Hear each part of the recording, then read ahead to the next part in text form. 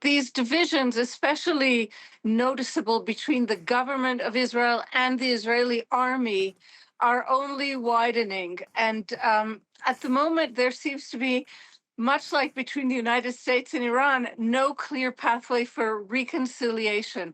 The army has set military goalposts for the fighting in Iran and for Lebanon separately.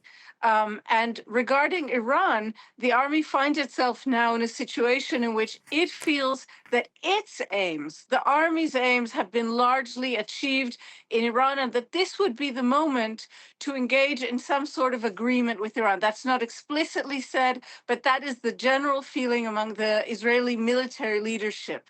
However, it's not the case for the United States, and the United States is clearly leading and commanding this war. So Israel, with dwindling supplies and with a restive population, may very well find itself at the end of this deadline in less than 48 hours, heading into a war with no clear horizon.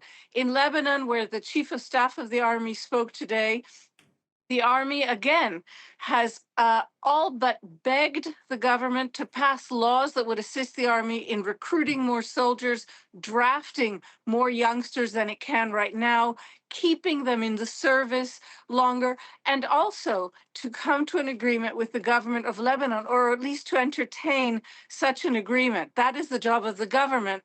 But the military continues in Lebanon, and nothing it is doing is making life any more livable for Israelis in the north who are really trapped. They are begging the government to allow them to evacuate. They're living their lives in fear. And yet the government, unwilling to see images like it saw in October 2023 of a vast evacuation of a whole swath of Israeli population, is not supporting any such evacuation. So anyone who can leaves, and everyone else is stuck basically in a war zone.